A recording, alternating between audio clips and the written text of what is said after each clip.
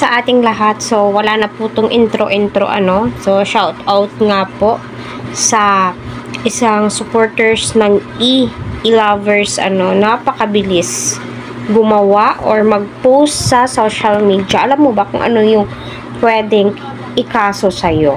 Ano, so, wala po yung katotohanan, ano, na si Edu daw po yung nagsabi na congrats darling. Ano, si Melka po yung nagsabi ng ganon at nagmaydi ng ganon. Hindi po si Edu ha. Kasi grabe po yung pangbabatikos at paninira po nila ngayon sa EDC kasi takot po silang malamangan ang kanilang Erica, no? Kasi hindi daw po nag-viral itong si Viancy no, wala daw pong million views, takot po ata silang masapawan.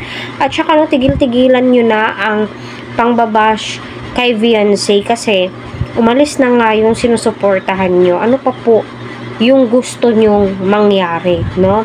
Maawa po kayo sa sarili po ninyo, ano, kasi once ano, nahahakbang po sila at naggagrab kayo ng picture, pinopost nyo kahit sa ang social media, ano, yung trauma po na dinadala ni Viancy, pilit lang pong kinakaya ni Viancy yung pong babatikos po ninyo sa kanya. Dahil alam niya, may mga supporters po siyang magtatanggol sa kanya, which is nakita naman po natin.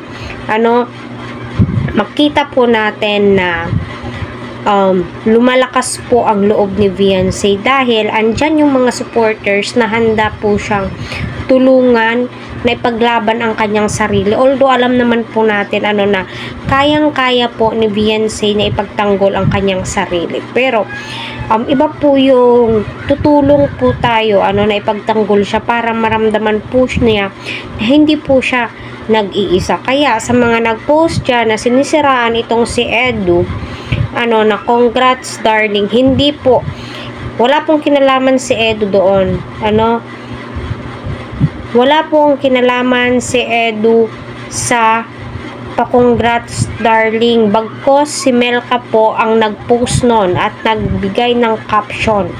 Ano, ay maraming salamat ano kay Melka na ipinagtanggol itong si Edu at saka si Joy, no, baka mabash na naman po itong si Joy. Maawa po kayo kay Joy, maawa po kayo kay Edu. Kung hindi po kayo naka-move on, tigil-tigilan nyo na po ang pangbabatikos, pangbabash. Kung ayaw nyo po kay Viancy, hindi ka namin pinipilit, kaya tigil-tigilan mo ang paninirang puri mo sa SOCMED. Alam mo po kung ano yung kaso niyan, di ba?